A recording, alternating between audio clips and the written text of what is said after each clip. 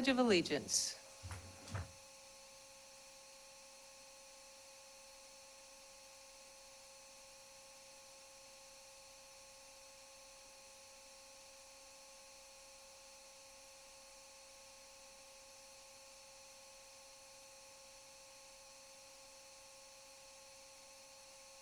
Thank you. Our next item, do we have any comments from the audience? One person signed up. Okay, we do have one sign up for comments. Would Miss Colin Schultz please come into the room?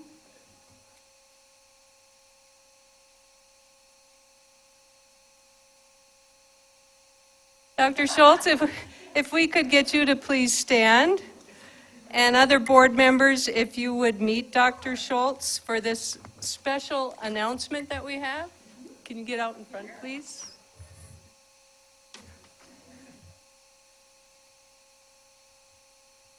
The South Dakota School Superintendent Association has honored Dr. Schultz as the Innovator of the Year Award. This award honors a superintendent who has exhibited exemplary leadership ability in creating new programs or concepts that have a positive impact on staff development, recruitment, or retention, or in creating new programming that directly impacts student learning, student achievement, or student educational experiences. Dr. Schultz, it is with gratitude and appreciation that the Brookings School Board nominated you for this award. We are grateful for your leadership and your tireless commitment to make our district the best in the state. The Brookings community can be proud to have a superintendent worthy of this honor. So let's congratulate Dr. Schultz.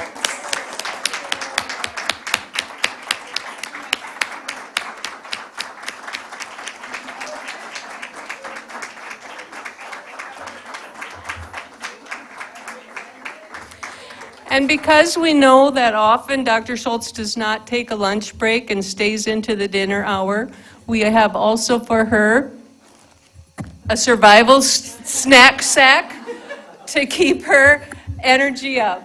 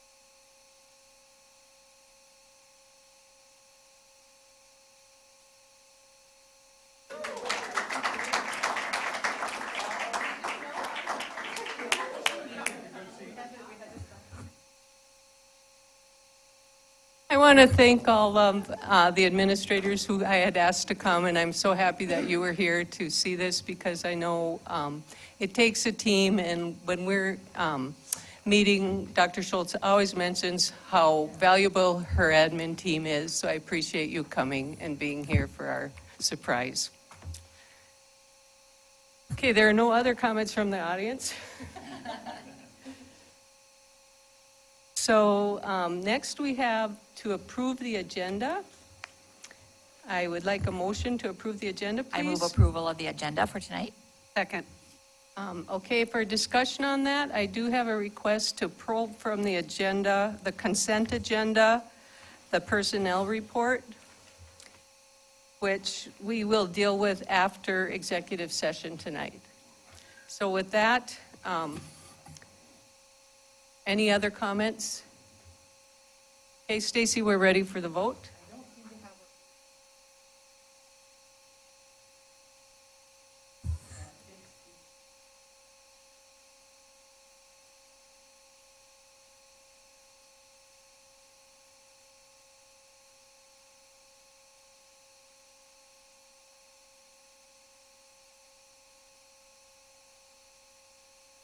The agenda is approved.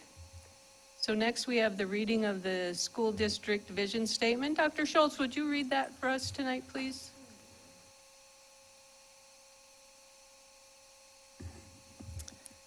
Empowering all learners to embrace and be inspired to realize their potential. Thank you. Do we have any conflicts of interest? Okay, seeing none, we will then move on to our best awards. And I'll turn that over to you, Dr. Schultz. Okay. So, over the years, as a parent and a superintendent, I always tell teachers and administrators that I will believe half of what my child says about them if they believe half of what she says about me. And so, that being said, there were a few trips over the course of a month or so where my daughter would point to an individual walking along the road and say, Mom, there he is. And she would go on about this individual. And truth be told, I really didn't know what she was talking about or who she was talking about. So I'm going to have a little help here as we go through the best awards. So Collins, can you come up here? She's a big helper tonight. I thought she was here.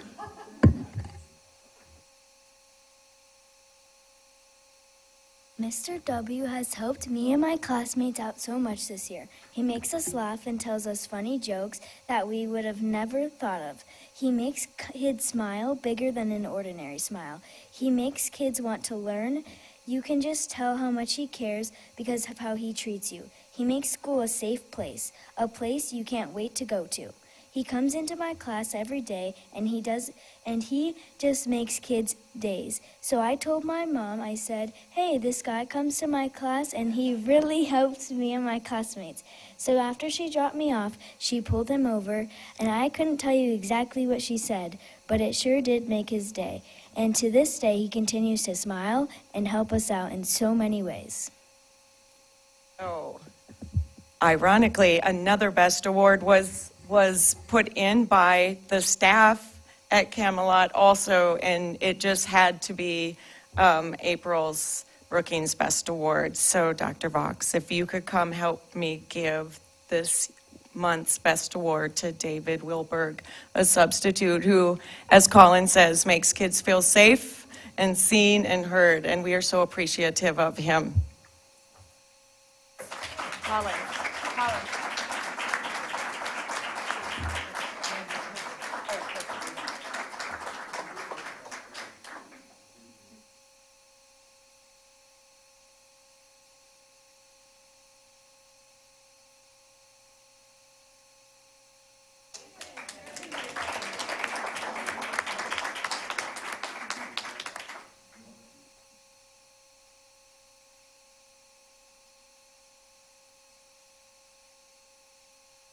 Thank you, Mr. Wilbur.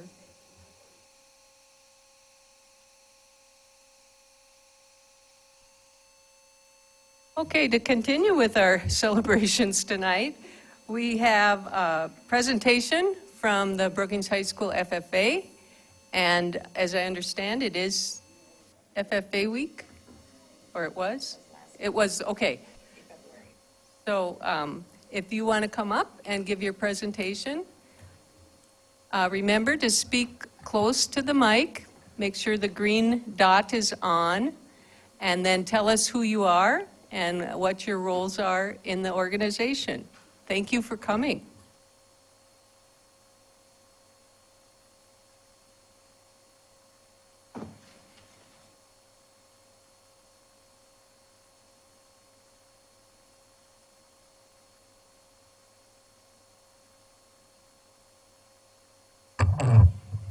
Hello, everyone. My name is Connor May, and I am the Brookings FFA chapter president this year.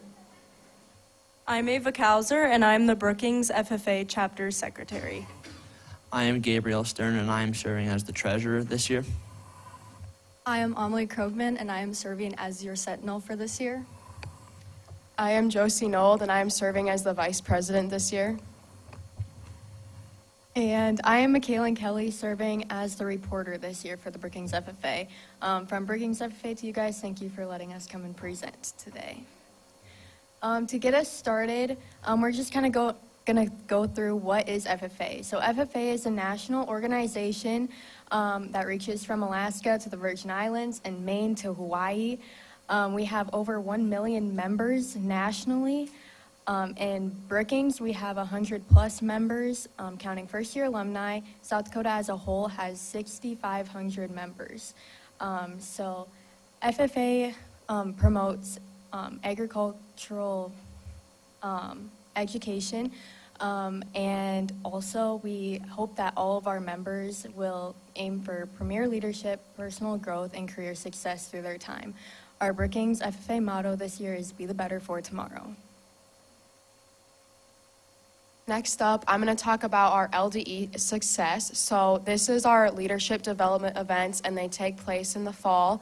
This year has been an outstanding year for our chapter. We had a record amount of members compete. We actually filled every one of the competitions, and we had 22 members that went on to the state contest, as well as 2 members that got onto the district officer team. Some highlights are one of our seniors, Mackenzie Steinhauer, placed first individually in the Ag Communications contest. And then the Ag Sales team, they placed second overall at state. Connor and myself placed second overall as individuals at the state level. And then our Parley Pro team placed fourth overall. And that is a contest that goes on for 2 days. And they had to make it into the second round to place that high, which is really awesome. And Ava Kauser is our District 2 president. And then Clay Nelson, he's not here, but he is also a junior member at the Brookings FFA. And he is the District 2 Sentinel. And it's just been an outstanding year for us. We've had so many members. We had so many that got to go to state. And it's just been great. They've learned to develop their speaking skills, their interaction skills, and it's been awesome.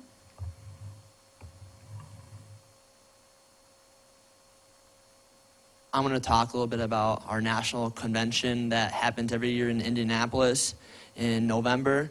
So in the past 3 years, we've had 7 teams compete at the national level from Brookings, and 3 of those teams were just at this past convention, and those were our Ag Business Management team, and they scored gold by placing 8th in the nation. Our Environmental and Natural Resources, they scored silver, and our Vet Science team, they scored bronze. And also, we apply for this National Chapter Award, and we received a 3-star rating at the national level, which is the highest rating in South Dakota. And finally, this past convention, we had 34 members from Brookings attend. And what they do is that we go to workshops and career fairs and the expo. You meet a bunch of other members from across the nation. And so our members came away from convention as better people and leaders. So I'm just going to touch a little bit on our community service events. So throughout the year, our chapter hosts many events for not only our chapter members, but also members of our high school to help better our community and just benefit personally. So at the end of one of our monthly chapter meetings, our members had the opportunity to stay after and help write Veterans Day letters for our local veterans just to show our appreciation. We also had animal stress relief days at the end of first semester. So this gave our high school members the opportunity to come in through our 10-minute passing periods at the high school, just to hang out with some dogs, cats. We even had some rabbits, just to help get rid of some stress from testing. And then also more recently, we had Read Across America. So we had groups of our FFA members go over and split up between all 3 elementary schools and read about 3 to 4 books each to classes. And then after, we opened it up for questions for any egg-related or just book-related questions that they had. So through our community service events, it really impacts our members and high school students.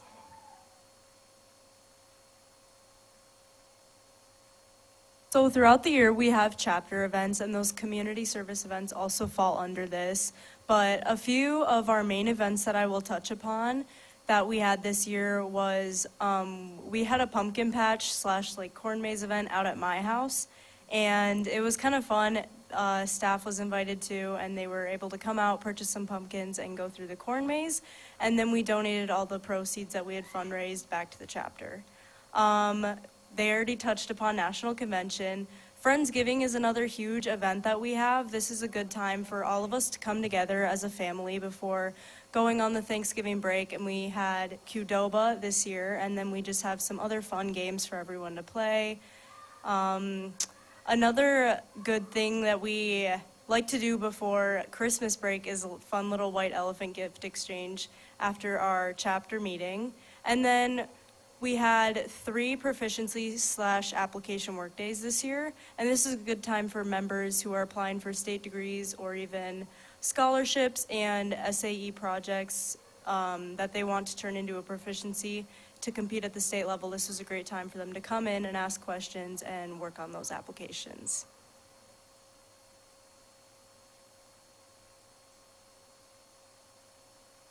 Next up, we have FFA week. So you guys mentioned this at the beginning. This was actually in February, the week that it was really cold. We had some struggles because we didn't have school on Monday, obviously. And then Tuesday, we had the late start and had some troubles with that. But we persevered, and we ended up having our teacher breakfast, which is usually on Tuesday morning. We had it on Wednesday for a teacher brunch because we had a late start on Wednesday, too. And it actually ended up being great because we ran out of food.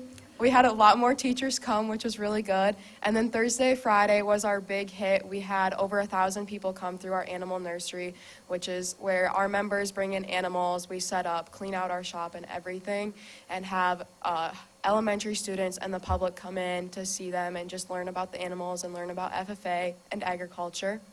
And then another thing that's a really big deal to us is we had the National FFA president. He visited us during FFA week. You'll see in the bottom right that he is sitting, that is actually my horse that he is sitting on.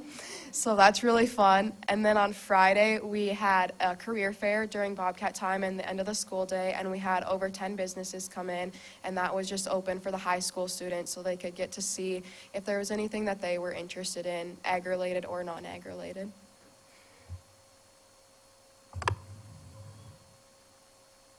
Next up, we have our big ticket event. This is our state convention. This took place a couple of weeks ago. Bear with me for this one. It's a longer slide, but it speaks to our chapter's success at it. Overall, we had 11 seniors receive their state degrees. This goes to members who receive 3 years of membership, have over 30 hours of community service, and are active in both chapter events and competitions. Next up, we have our 9 proficiency projects, which were finalists. These are based on students who put in the agricultural work outside of class and have to have a project on it, their SAE projects, and they fill an application and are graded on it. All of the finalists are awarded cash right to their hands from the state FFA, and we had 2 projects. I placed first overall in outdoor recreation, and then Josie Knowles, she placed first overall in sheep production. Both of our projects will go on to the national level to be judged. We had 4 scholarship recipients this year. 4 of our seniors received scholarships from the state. Next up, moving to our competitions.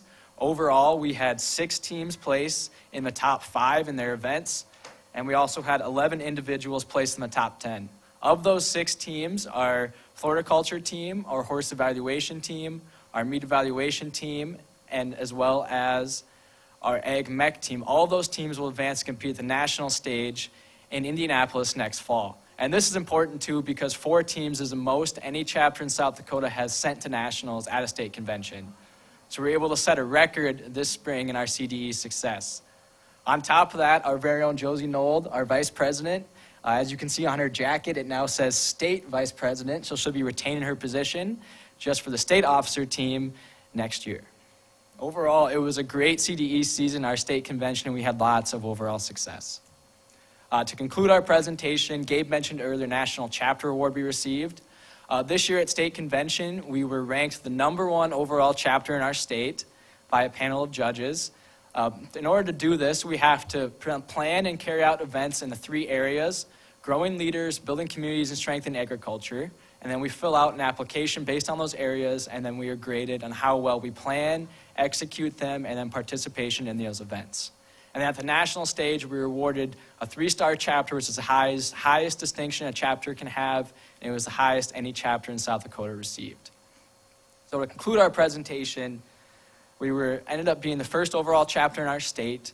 As far as next year looks, we have over 300 students enrolled for agricultural classes, and it's very important that we maintain this, and we're looking forward to another strong year. One thing new we had this year, we became an affiliated chapter, meaning because of community support and sponsorships, all students who enroll in the agricultural course, they are automatic an FFA member at no cost. And this is a great thing too. And we got lots of involvement, and we're looking forward to an even better year again next year. So thank you. Yes.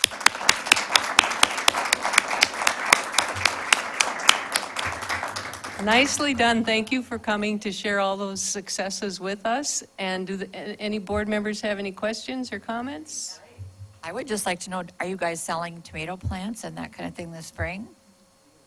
Okay, I need to know the date, because those tomato plants were my best plants I had a couple years ago. So anyway, and I just have a real love for career and technical student organizations. I think it's a vital part of our career technical courses at the high school. And so just kudos to you. I just think all of the things that your groups do are so beneficial to our school and our community. Thank you. Thanks again. Good job.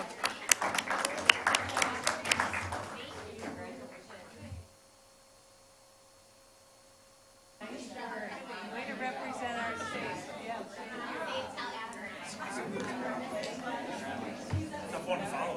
I know.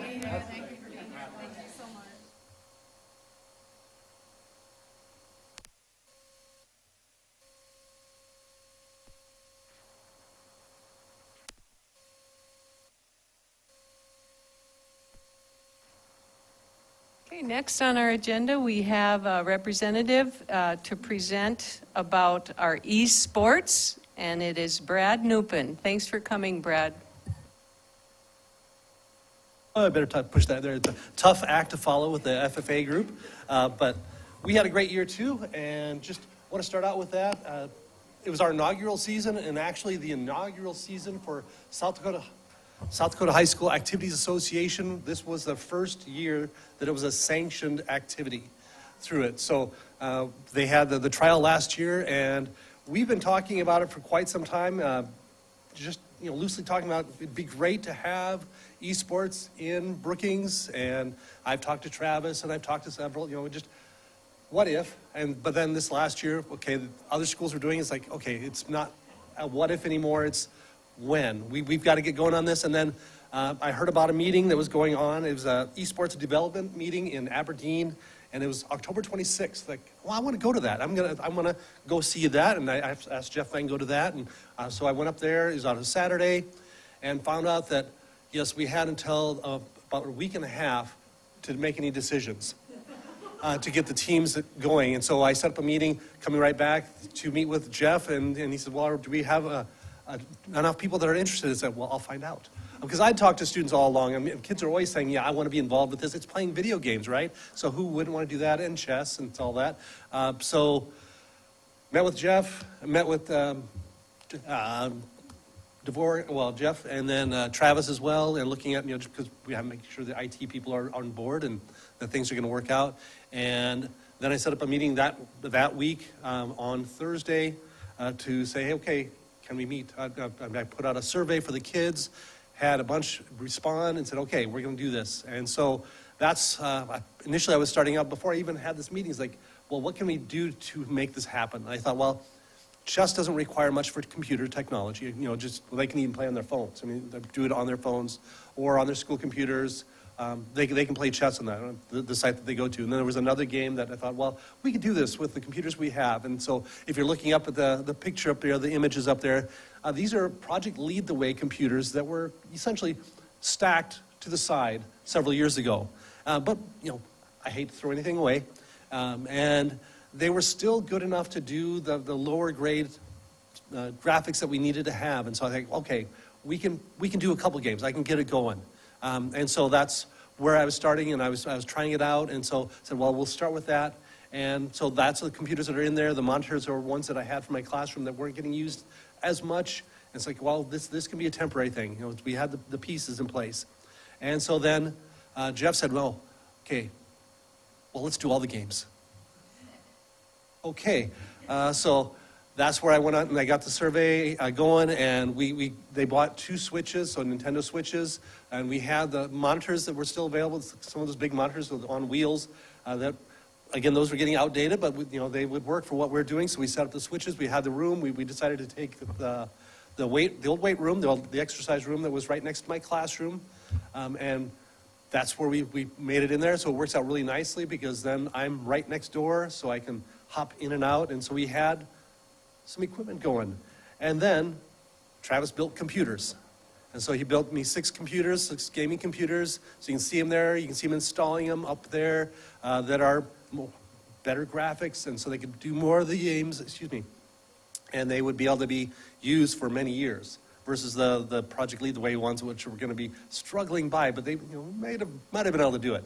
But so we got new computers, we had the switches, eventually we had new mice, so weighted gaming mice and keyboards, and then finally we got some gaming chairs that were set up through a local business here too. So made it, not just look really nice, but they worked really well, and the kids were happy to be playing. I mean, so we had it going. They were okay with the equipment. It's like, okay, it's a little laggy, it's okay. And then when we got these, they're like, yes, this is much better. This is a program now. So we got it going, and that's where the biggest part of it was. The students were always on board with doing it. And so with that first survey I sent out, I had over 40 kids that were involved, are wanting to play. And so we had a bunch. I mean, so I knew that the need was there, and then we had to look at, well, who can devote their time to it? Because it's right at the end of fall sports. Who would be able to do that? And so he said, if we're doing this, you got to be able to dedicate yourself to it. And how these are set up is that for each one of these events, I went with 5 of the events. So we had chess, Mario Kart, Super Smash Bros, Minecraft Bed Wars, and I'm missing one. Rocket League, the one that I mentioned before. And so we went with those. And each week, they have a set time to play. And so they get online and we play through Fenworks is the company that sets this up, and we play another school. So each week is a competition. So it's not that we're just practicing against ourselves, which they can do, but it was a competition each week against another school. And they have it set up so that by your level, if you win this week, well then you'll play somebody who won, and so you're trying to get to those same levels to get better and better at the game. And we definitely had an eye-opener on some of those games where, I'll just talk about Rocket League. It's just such a fun game. It's playing soccer with cars. And so you're doing all those angles and stuff, and you have power boosts. And so when they do it, and my kids were going, oh, this is great. They're having fun, and they could go up a little bit. Well, when we played some teams, the other teams, they were actually driving on the ceiling. And they could drop down and hit the balls with an angle and knock in the goal, and we have a lot to learn. And so those teams, they were coming in extra time to see and learning and going online and seeing how to play it, which is what we strive for, is to get better and better at each of the games and be able to compete at a higher level. And so that's what we were doing. And so each week, 2 nights a week, we'd have 2 of the events. So at 5 to 6, we'd have Minecraft Bed Wars, and then Mario Kart after that. And then another night, we'd have the Super Smash Bros. And then we'd play Rocket League, and then one night was chess. I mean, so, 2 to 4 hours, 2 to 3 hours each night for the games to be going on. And some of the kids would stay the whole time, or they'd substitute in if other people couldn't be there.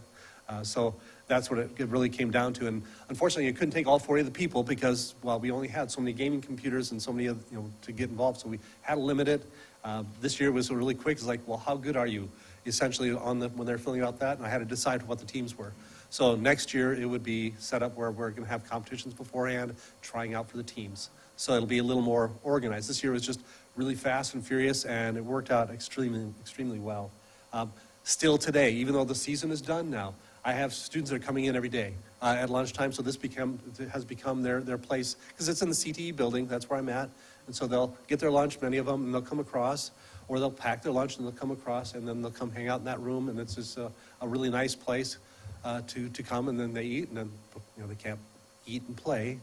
They have to wait until they're done eating, and then they'll play the games. We had to get after them for that.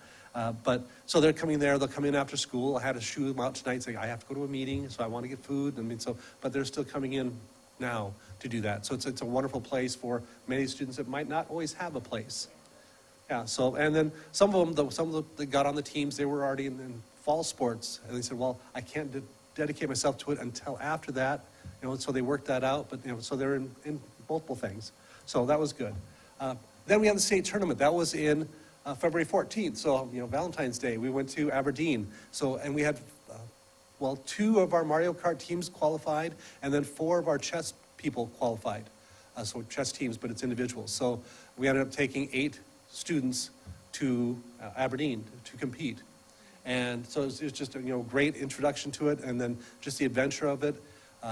We had one team, or one person, and that was, I don't know if you saw him on, there we go.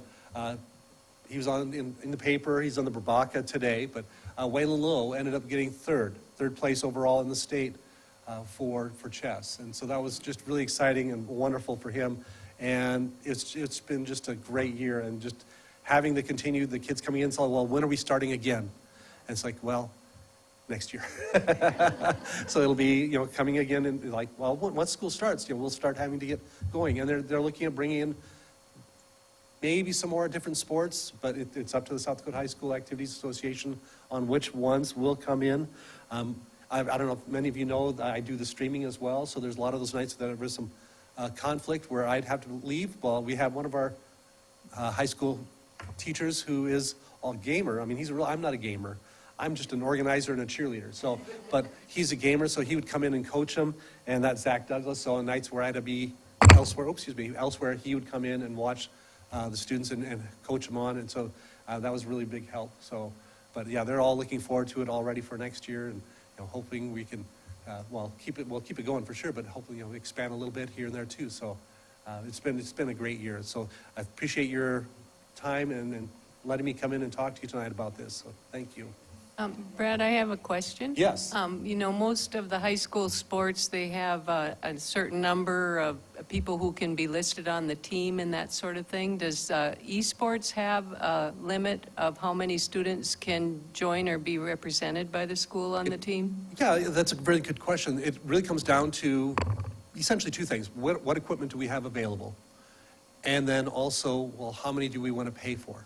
Because we pay per student to participate in it. So, I mean, that's one of the factors. I mean, we don't like to think about that, but that is. And we have 6 computers that Travis had built. And so with like a couple of games, one of them is 4 versus 4. I mean, so our 4-person team, so we can have 1 team. With Rocket League, there's 3-player teams, so we can have 2 teams. And some of them, that's where we're at right now. And then with the Switches, Mario Kart is a 2-player team. So we can have 2 teams because we have 2 Switches. And then Super Smash Bros. Is 1 player, so that's 1 per. So yeah, we're limited by the amount of equipment, really. And again, however many we want to take. Because chess, we have the equipment all we want for that, but how many do we want to have going or paying for it? But yeah, but we had a great turnout. I also understand we have some financial support from the Brookings community. Yes, we did get a sponsor from, Swiftel. Okay, yeah, Swiftel. And so we did get some from them, and we're going to keep reaching out because I think especially now that they know that we're going, we should be able to get more support, I would hope. So yeah, many thanks then. What's that? Okay. Oh, thank you. Okay, Yeah, IT, so yeah. a couple sponsors in the community, and that's great to hear. Yeah. Any other questions from the board? It was very interesting. And it's great to see some of the kids that probably wouldn't be involved in something else to get Yeah, involved they're with that. having a blast. So.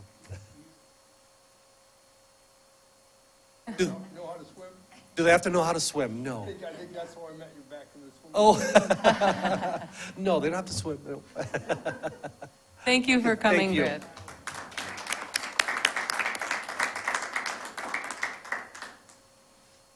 Okay, next we'll have our board communications, performance and oversight. Any updates for us? We're going to meet in May. We kind of go every 3 months so we can have a collection of the bills to go over. So we'll meet in May. Next is facilities. Yep, we have not met since our last time on March 10th. Policy and governance. We have been working diligently on the wellness policy, and Stacy's going to give an update on that later, I think, in the agenda tonight. We've had some community involvement with that, and we're finally getting that kind of up to date with where it should be. And then if you notice, board members, that we will vote on, there's one notification tonight about background checks, and then we will vote on the seclusion and restraint policy. And if you looked at that, we just took what was recommended by Associated School Boards because we felt that was the most accurate in terms of the legality and following the state statute. So we'll be voting on that later tonight. And we had put out a couple other notifications.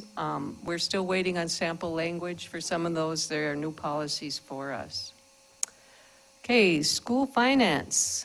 Wes? We met, I think a week ago today. Go today. And we went kind of a preliminary look at some of what the variables are for the fiscal 25-26 budget. There's a lot more work to do. Dr. Schultz was working on some projections relative to enrollment and getting input from the principals regarding their projected costs and enrollments and some of their needs. But just to guess, I can fairly say that 25-26 will be a challenging year resource-wise.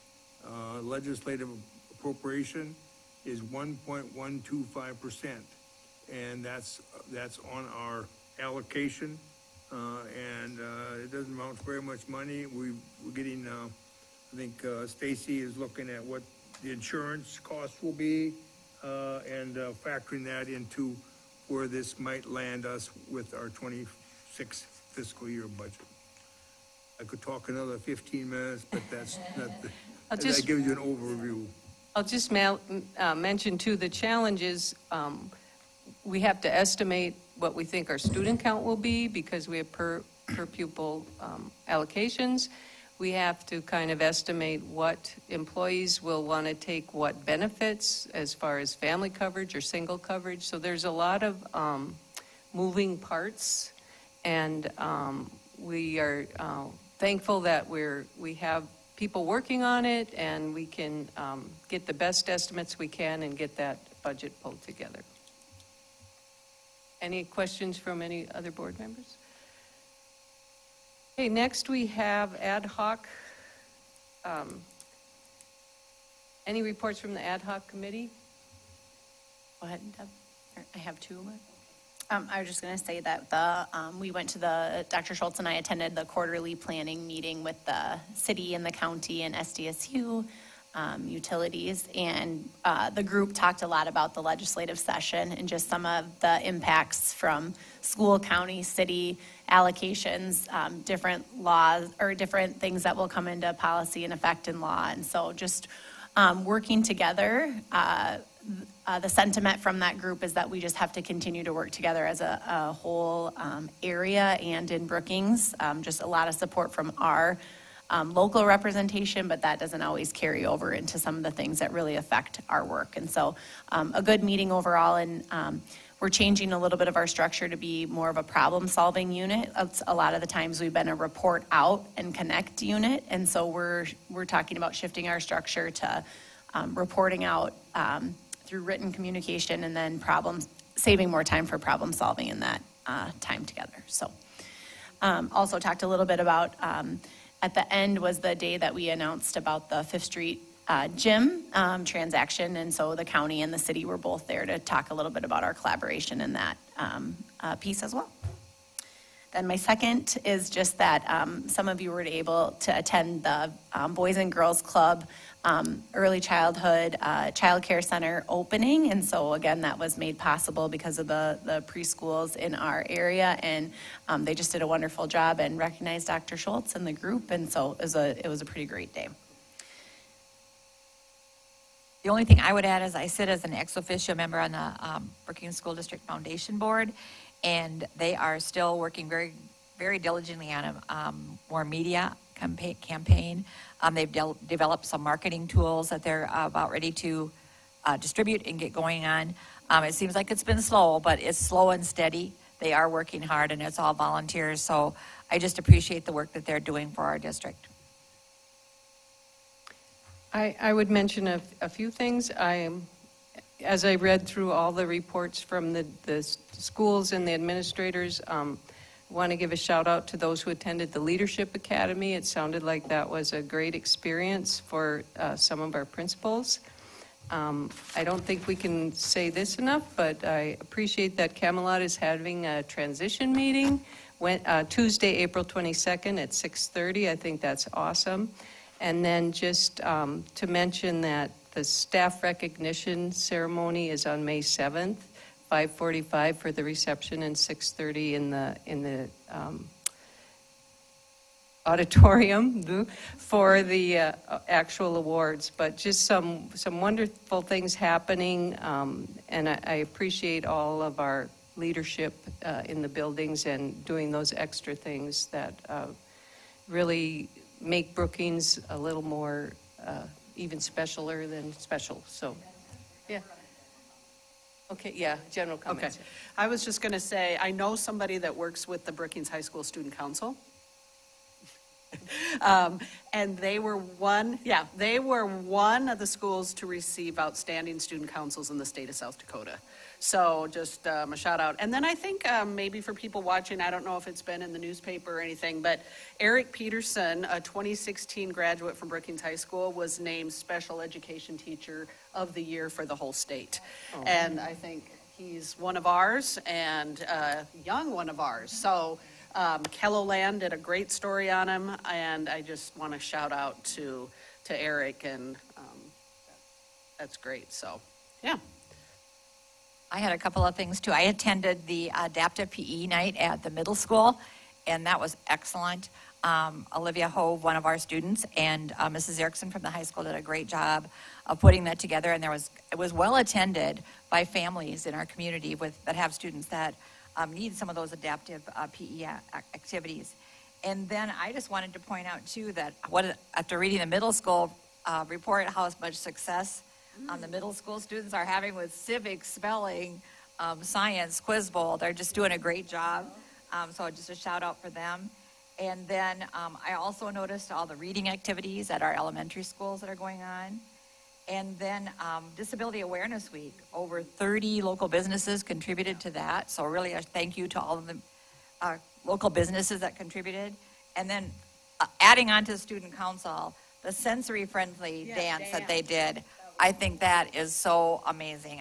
I'm really happy to see that happening because that's a group of students that are uncomfortable going to some of the school activities, and to have something specifically for them is just really a great opportunity. Anything else?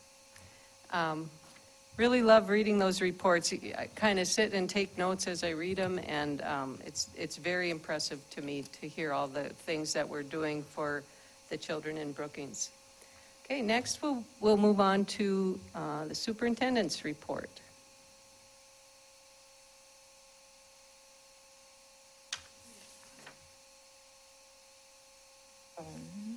I did give Board of Ed members a handout.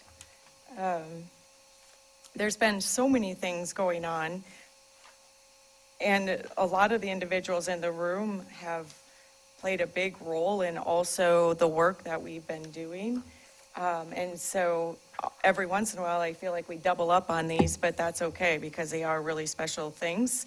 One of the first areas, just as an update, after a work session, we are now moving forward with more of we've done the conceptual design piece of the science area renovation work, but where we begin now that we know that item will be in our budget moving forward, now the real fun begins. That was to become, we needed to determine the feasibility study and get some basic conceptual ideas for cost, but by no means is that where we stop. Now is when we design the spaces. And so the one thing it's a lot of fun to do science areas. And so we are putting together now a committee that will work. We will go out. We've made connections and had meetings already with some of the professors from SDSU, some of who work with our students who are competing on a very high level when it comes to the science and engineering fair. In my perfect world, those students don't have to leave our school district to go do their research. And so we're also trying to figure out just what that area could look like outside of what we also need for our classroom spaces. I really want that idea that there is places for our students to be able to work, to research, to explore, to do those hands-on things outside of what maybe we see as traditional science classrooms at times. And you don't get those ideas without looking and seeing. And like I'm sure it's in one of the reports, but our students in the Science and Engineering Fair just did amazing again in the state competition. And so we Mr. Dvorak and I, we remember last year we went and watched, and I tell you, you feel a little bit out of your comfort zone listening to those students. But I want them to know that we see them, we appreciate them, and we want to give them a space to work. This isn't about just creating classrooms. This is about creating an area that people come and go, this is great. I can work. I am introduced to science and what science can do for. And then Stephanie was here, I saw earlier, and so she's also connected us with individuals in the community that have those labs, have those spaces. And so we really now need to decide what would we want to do in those spaces if we could.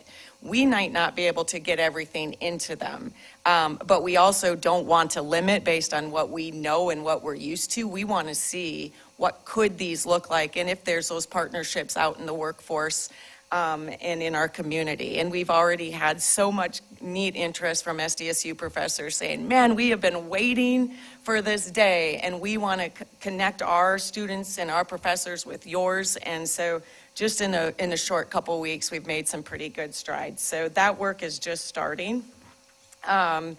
We do have, we're just wrapping up that strategic plan perception survey data. As you know, we were just in that phase of that first tier of the strategic plan last year, but you can't just take data from 1 year, especially when it's perception data. So this will be the end of the second year. That will then allow our groups, our strategic committee groups, to really dig into those, how they align to the 4 pillars. We had a social media's impact on teens event last week. Zach Thomas agreed to host that with me, and it was great having him on because he understands those day-to-day things. And as you know, we are researching, we have done work, we are asking the questions about cell phone use, but the reality is whatever we do with cell phones, it does not take away the fact that we have to make students aware of the social piece of social media and cell phone use. And so that is also a component of our work. We are, instead of having survey data out for students, we are having smaller focus groups. Zach and I also met with a group of teachers, just asking them what's working, what's not, because the reality is we have to find a policy that we will enforce and enforce it on a high level, but then also work with students, find those bright spots. Where is it working already with what we're doing and what we're not doing? And so there is a parent survey going out probably by the end of this week or next week, and that's kind of that last phase of some of the work we've been doing. The reality is, unless you live under a rock, you know what the research and the data tells us about some of these things with our students. That doesn't give us an easy answer what we do with cell phones, however. They are somewhat complicated when you pair the two together, and that family aspect as well. So we did have school safety and crisis preparedness training. We had 3 days. This was something that has been on our strategic plan, but also it's not just preparing your buildings and your plans. It's also about how you respond after crises. What I know from even doing my dissertation on school crisis planning is if you don't have everybody, one administrator can really botch a response. If all of your people are trained, and your counselors and the first line of defense with kids are trained in a certain way, and say the superintendent isn't, people are coming to me, asking me for questions, I can botch that, and all of their training goes away really quick. And that's where, if you saw in my picture, Fearless Foster did lead the team. And we joke about it a little bit, but I'm not sure I could have been more proud of my admin team, because the reality was my administrators, they understood the importance. They understood that their counselors, they're people who respond to our students, to our families, to our staff members when tough things happen. They knew that they needed to be there and they needed to be trained alongside. Is it a great time? No. One thing I told these two at the middle school, I'm just going to be honest, you can tell they're building runs because they were in the front row. They were just invested in the training that whole time, which is a testament to how they're building runs. I always say, like, if it can run without you a little bit. But that picture shows all of our admin team and our SROs, people who have some experience, but we're still okay with training as a collective group to make sure we're speaking the same language. So a lot of really good things going on. The high school might have added in theirs a little bit about the ACT change, knowing that that's coming, starting in the spring of 2026. So I just screenshotted some of those bullet points. That won't be this year, but 2026 is going to be here before we know it. And then that just tells you how that will look when all of our juniors will be taking it. That is all I have. Any questions for Dr. Schultz? Okay. Now I will attempt to move on to the item that we want to get to, which is after all the reports and the library bill update. I don't have much here. I'm not sure that any boards or superintendents, admin teams do. We do know that House Bill 1239 went through the legislative session. Mike Collins, who is here today, she happened to be in the gallery during some of the discussion, and so.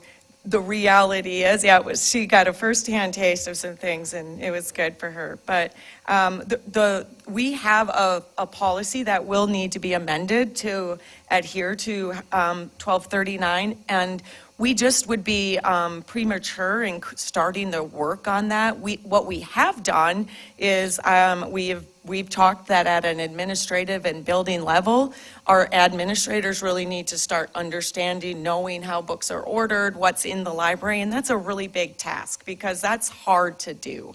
So by no means am I expecting, Mr. Stanley, Dr. Vox over there to know exactly, but we have to start having those conversations because this bill is going to have a change to what is in our libraries, and we do have to be aware of the language that we're looking for a little bit of guidance on at the state level. And so we will update our policy when we have that guidance, more direct guidance. We do know that we will have to add back a different type of challenge for books that are in our library.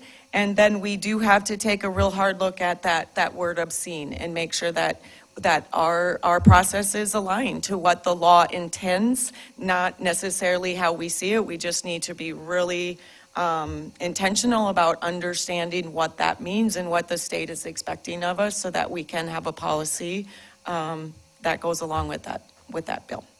Dr. Schultz, who are you looking for guidance from then? DOE or? Well, not really. Okay. In as you know, with the Associated School Boards, every time there's a law that changes policies in schools, then the Associated School Boards will come out with recommendations for school districts to make on their policies. Okay. So they are not ready.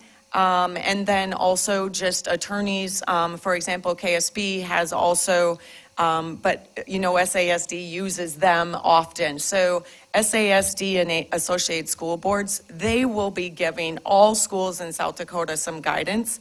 But I do think it's going to be still very difficult to create policies that you can't, it's, one person's definition of the word is going to be different than another, and that's where that challenge process will come into place in schools. Okay, thank you. Any other questions? Okay, then go ahead.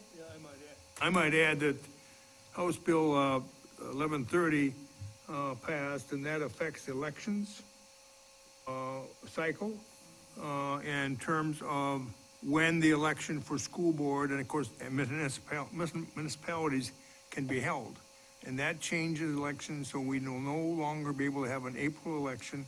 It has to be either during primary date, which is the second Tuesday after the first Monday, or the general election date, which is in November, the second Tuesday after the first Monday. So this is going to change, and we'll have to, as a board, we've got time, of course, its effective date is next January 1. And then there's another bill, I think it's 208 that affects opt-out capital outlay, which is also passed and affects that. So I'm sure there's other legislation out there, but those two I'd been following and caught my eye. Anything else? All right. Jason, we're moving on. Can you move the screen up, please? We're on, we are now on. What did we call him? Fearless Foster or something? Fearless Foster. Could is you back move there that, helping us. please? We'll now move on to an update on the wellness policy.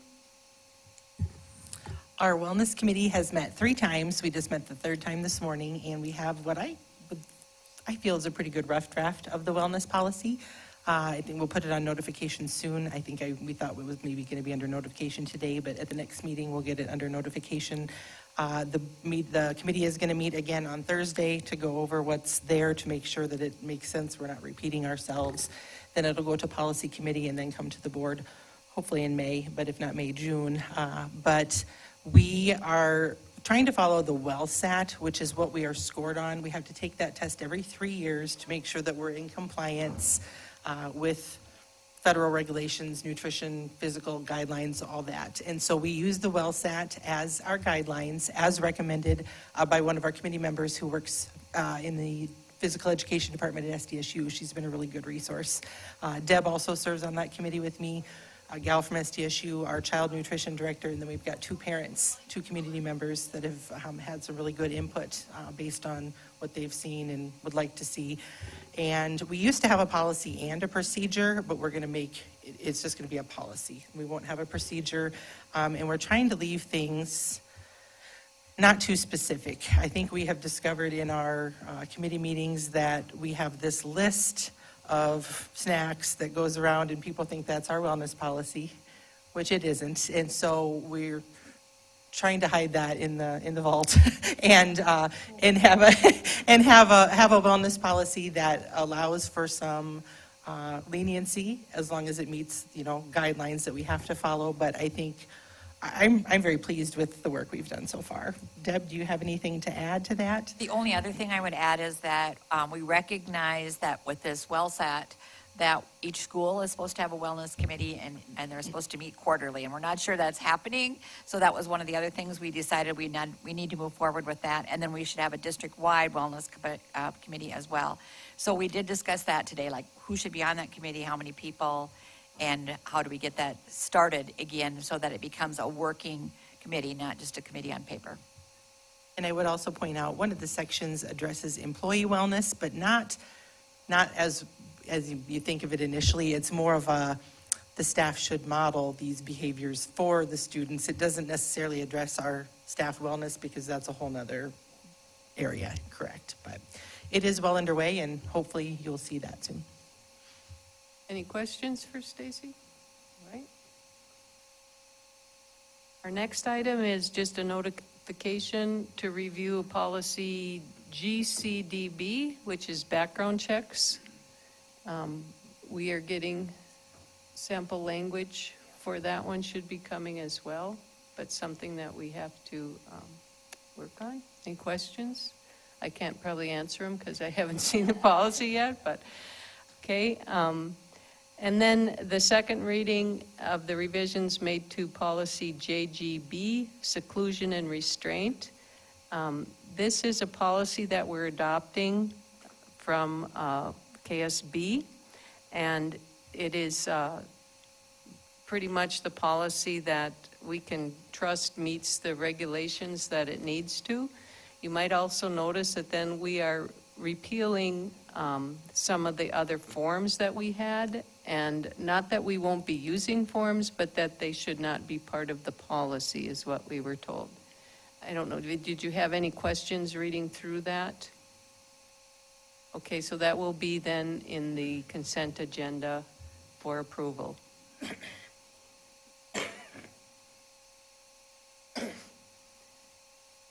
Next item, need a motion to approve the consent agenda.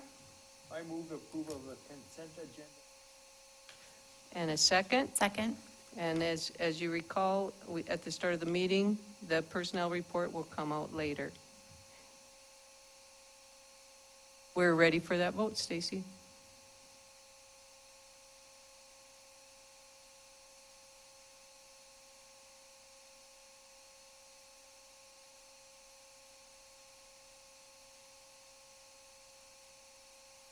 That motion passes. Next, we have then approval of the donated items. Need a motion to approve that, please? So moved. I second it. We thank the community members who have donated items. I always like to mention them. So we have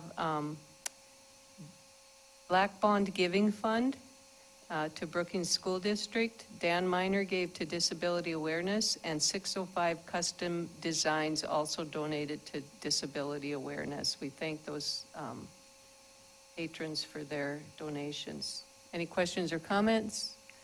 We're ready for the vote, Stacy?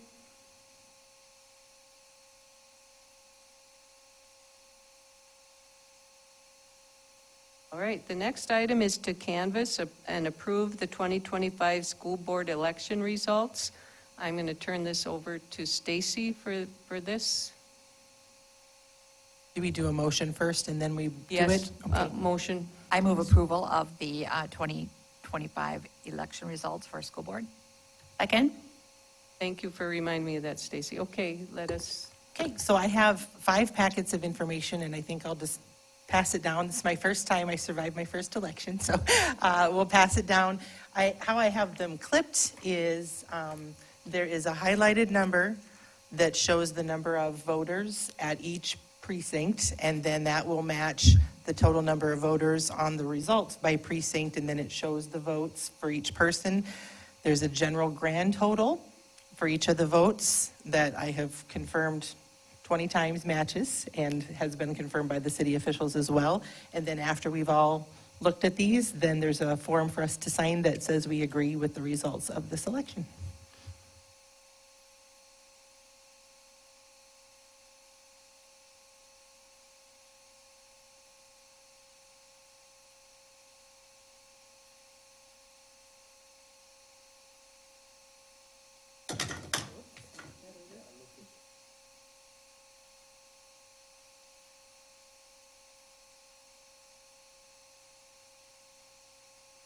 Is there one from each precinct?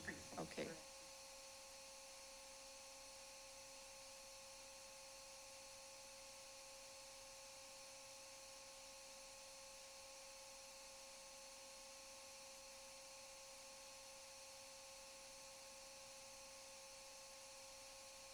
Have to sign. She has a sheet for us. And then just, yeah.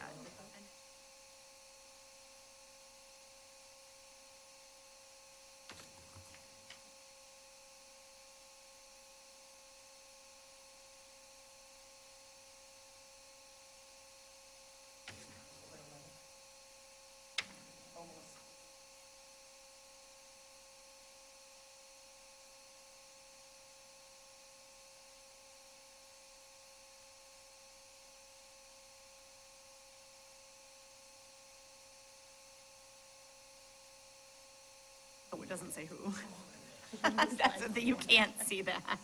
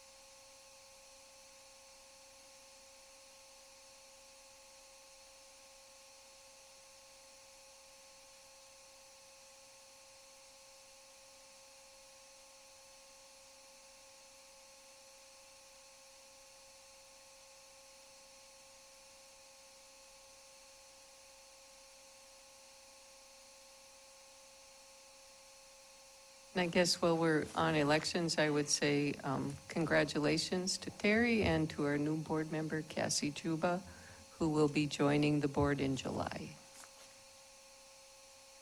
It'll seem different to have a board election in June and start in July right away.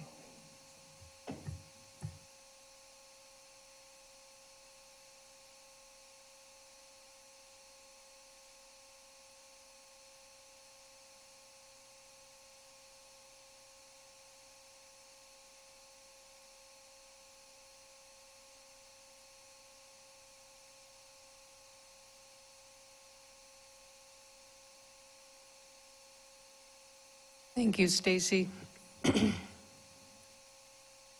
And now we'll also have the vote.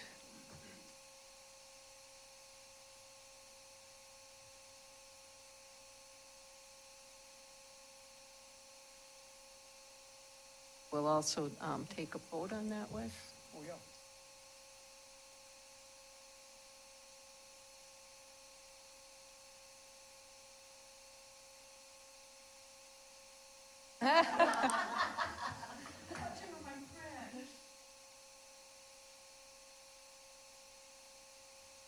I had to have you smile first. Okay, our next item is to approve the Fifth Street Gym property transfer agreement. I'd like to get a motion on that, please. Enthusiastically moved. Second. Kelly has moved and Terry has seconded. Do we have any comments on that or any questions from the board or comments? Well, the agreement was prepared by our legal counsel and also then reviewed by the city, so it's kind of the same agreement that both bodies are gonna approve. And then, of course, we had some press coverage of it, on it. And the public, and an important factor is the cooperation we had also from the county relative to the parking lot. So the public needs to know it was a joint effort between the city, the county, and the school district. And the investment that the city will be making in this facility is no small amount. And over time, to get the facility, continue to have the facility serviceable to our patrons in the community. And I would also add to that, that when the whole topic came up, we certainly heard from many people that wanted the gym to stay a gym facility for the community.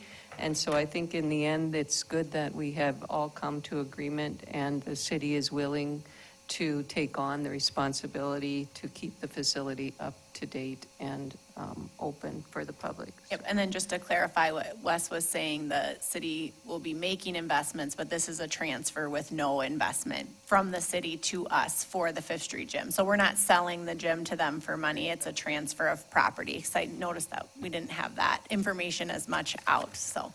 In other words, it's public property Yep. in any stance, and so that's what's important for Yep, the public. absolutely. Yep.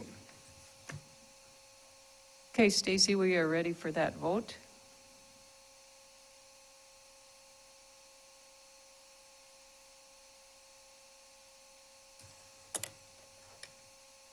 Motion passes.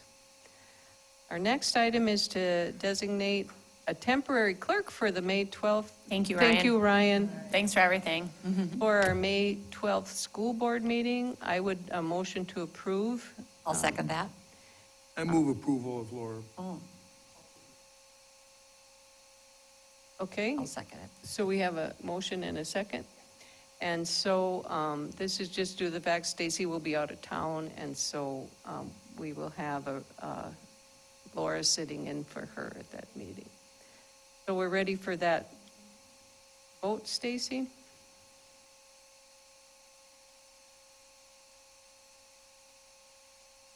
That motion passes. The next item is approval of the membership to the South Dakota High School Activities Association. Motion for that, please. I move I move- approval. I'll Second, whatever. Okay, Deb and Wes somehow did that. This is a standard procedure that we do every year. And any other comments, or we're ready for the vote then, Stacy?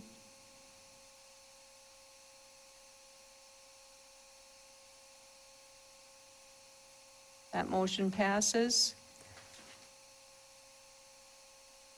Okay, I need a motion to approve and establish a paid position for the high school art advisor on the extra duty schedule in the master agreement pending negotiations.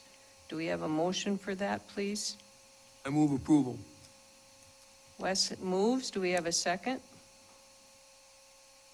I will second that. Any questions or comments? This, as it says in the notes, it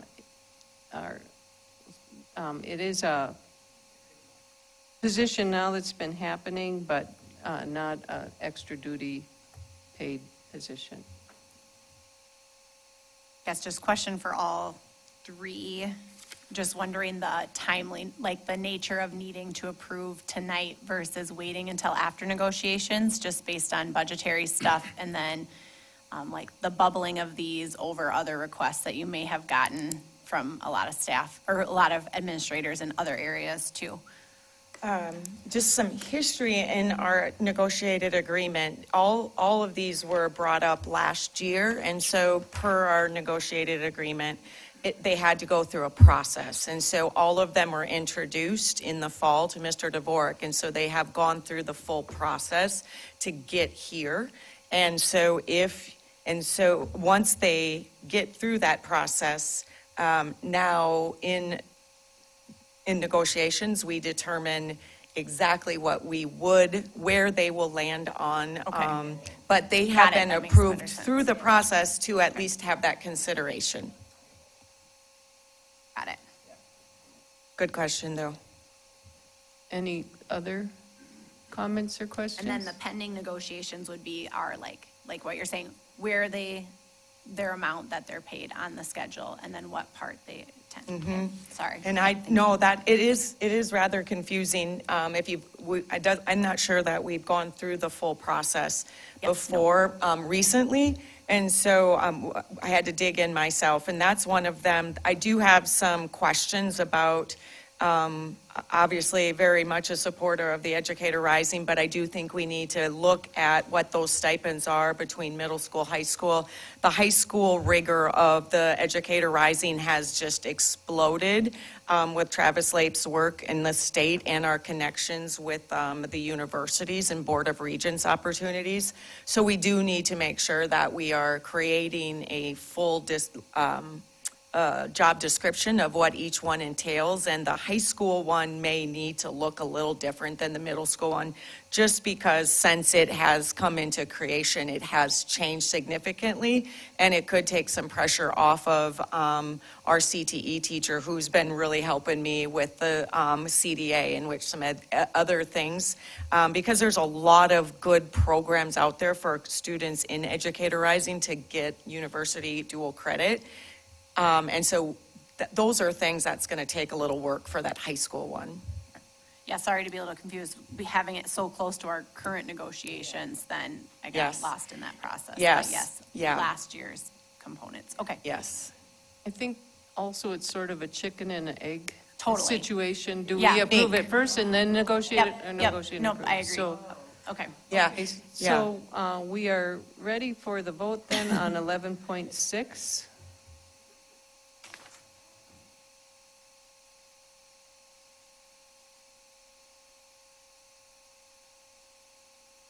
That motion passes. Next, we have the same type of a motion to approve, to rework the tech director position into two different positions, which would basically be one for the fall and one for the spring. So move. Do we have a second? I second that. And Deb seconds. Any questions on that one? It's not really any change on the schedule, it's just splitting the duty. Okay, we're ready for the vote, Stacy?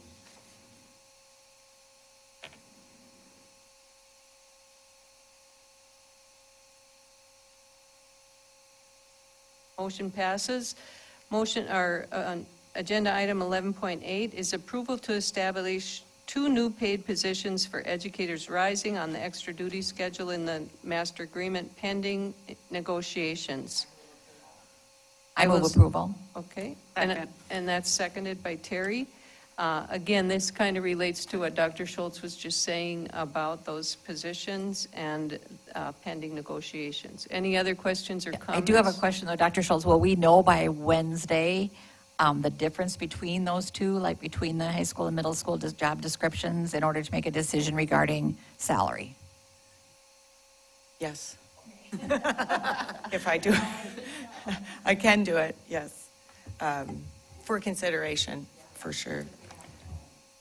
I think it's important to clarify, these aren't full-time positions, they're. They're, yeah, extra duty And schedule. so the public Yep. needs to Couple- understand that couple these are $1,000. add-ons to Yep. the contracts of Yep.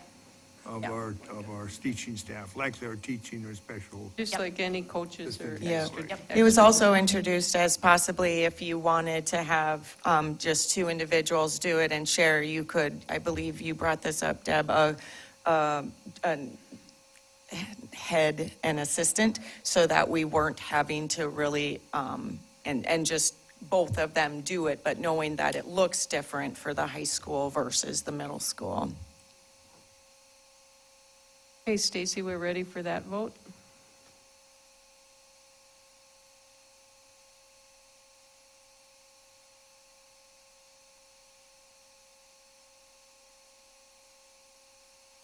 In trouble. In trouble.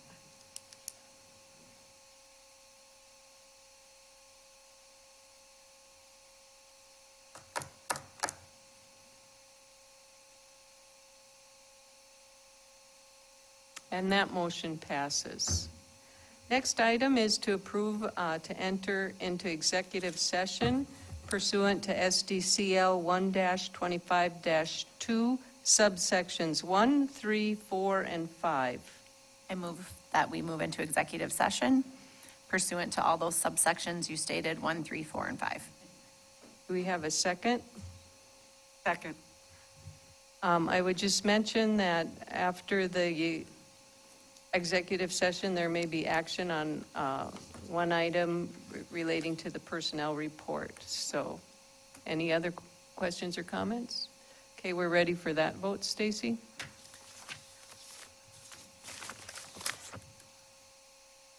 And it is a long executive session, so Dr. Schultz does have a snack sack if you want to stay. But thank you for coming. Jake.